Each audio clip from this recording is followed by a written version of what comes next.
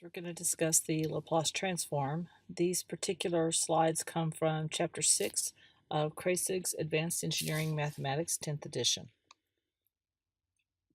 So in this particular case, we're looking at using the Laplace transform for a specific application, primarily to solve a differential equation. And so in order to do that, we basically divide our approach into 3 steps. We have some kind of initial value problem that's presented to us. And maybe this differential equation is rather difficult to solve, or maybe it's inhomogeneous, or it just contains terms that make it difficult.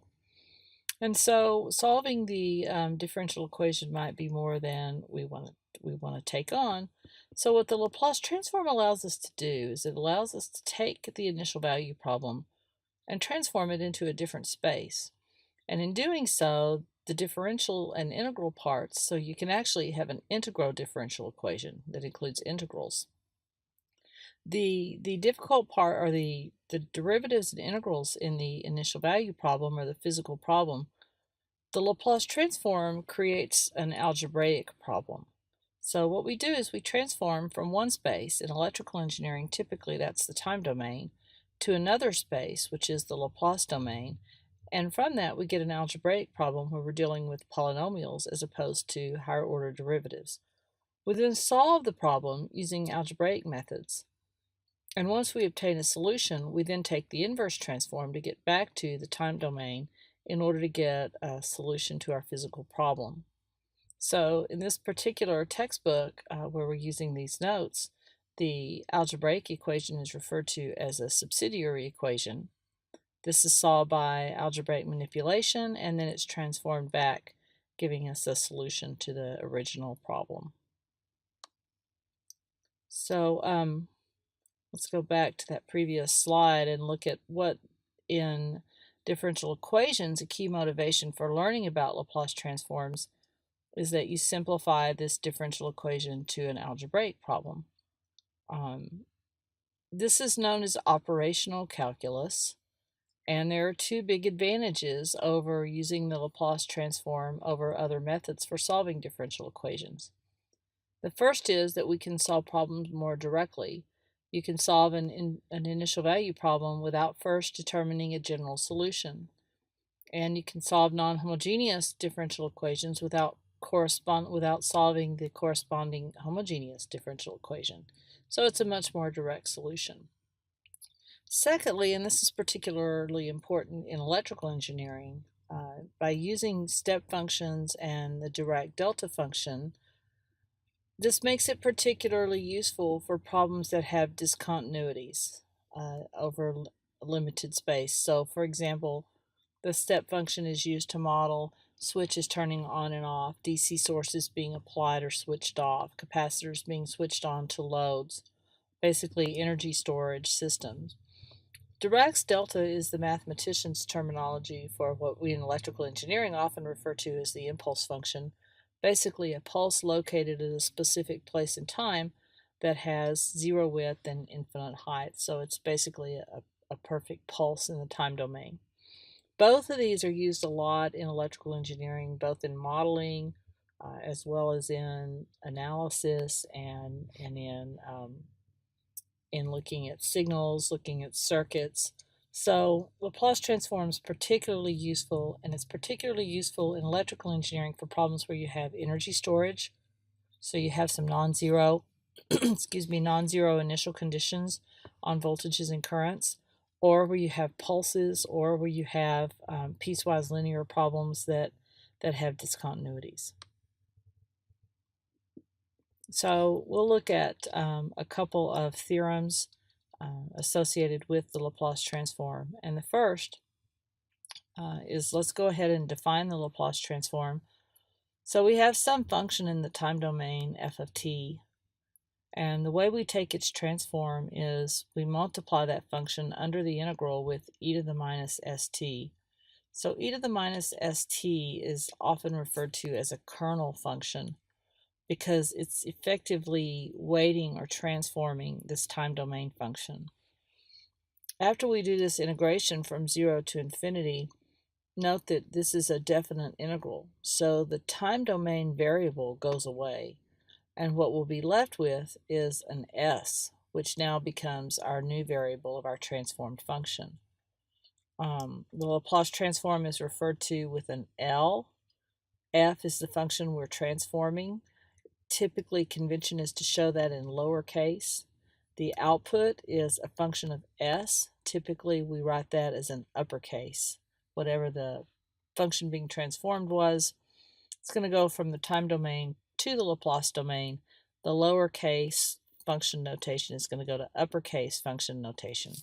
A lot of times L will be written with a script L. Also notice that the integral limits go from 0 to infinity, so notice there's no negative axis included here.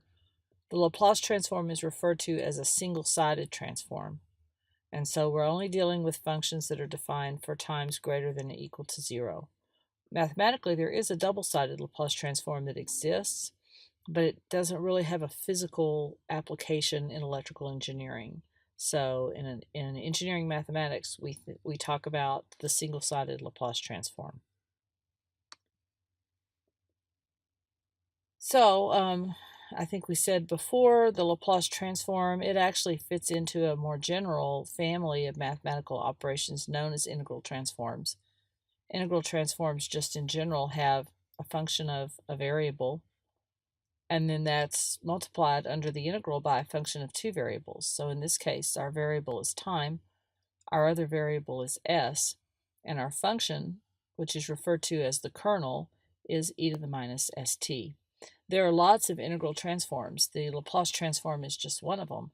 Usually you will pick the kind of integral transform you want to use based on the physics of the problem that you're solving. So since a lot of problems have in circuits and in electrical engineering have functional forms that look like e to the st, then that means it's a good fit for our analysis. S is known as the complex frequency, so in general S is going to be sigma plus j omega, a complex number. Now we can take an inverse transform of our function f of s and get our function f of t back. Because S is a complex frequency, the inverse transform integration can get rather difficult because we're often integrating in complex space, which is non-trivial. So in reality and in practice, what typically happens is we create a table of transforms for certain functions in the time domain. And then based on that table of transforms, we generate the inverse transforms by looking up on the table. So usually taking an inverse transform involves looking at the functional form of f of s and trying to do enough algebraic manipulation to get that to match something in the table where we can then take the inverse transform using a table. It goes without saying that the inverse transform of the transform gives you the function back, and the transform of the inverse transform gives you the transformed function back. So important to remember that original functions are a function in the time domain, transforms are a function in the s domain, and s and t don't ever coexist. So when you're solving problems and you're using the Laplace transform method to illustrate problems, the only time you see s and t together are in the actual transform operation when you take the integral. You will not have both s and t together in an answer or in a part of the statement of the problem, because you're either in the time domain or you're in the s domain. You're never in both. So the first theorem to talk about is the Laplace transform is a linear operation. And so a consequence, not a definition, but a consequence of that being a linear operation is that if we have some function a times f of t, and a is a constant, if you visualize actually taking an integral of this and a is a constant, a can be factored out of the integral. So basically a can come out of the transform, and it's just a times the transform of f of t. The linear part means that if you have some function f of t and some function g of t, and they're weighted by a and b and added together, that the transform of the sum is essentially the sum of the transforms. So that's very much like superposition in circuits or in electromagnetic fields, where we're taking the transform of each part in the sum separately. I'll go ahead and comment now because it's kind of a common student error. This does not apply if f and g were multiplied together because multiplication is not a superposition type of operation and it gives nonlinear terms. Here's an example of some functions and their Laplace transforms. A couple that you will see pretty commonly is the constant. That would be like a dc, and the transform of that is 1 over s. Now, it's important for me to emphasize here that remember the definition of the Laplace transform, we're working with a single-sided transform. So in actuality, when you have this function f of t, it's really multiplied by u of t, the unit step beginning at 0, because this is not like a dc that exists back to negative infinity. So this actually represents the step function u of t, because remember, it's only defined for t greater than 0. The same is true of the ramp t. This does not have values existing for t less than 0, so it's implied in this table that this is actually t u of t, and the transform of that will generate 1 over s squared. And the same is true for the sine and cosine and hyperbolic sine and cosine and exponentially damped sine and cosine, that basically all of these are multiplied by an implied step function. Otherwise, you can't take a single-sided Laplace transform of a cosine function that has values that exist for t less than 0. So another important theorem is called the frequency shifting or S shifting theorem. In this case, S is replaced by S minus A in the transform.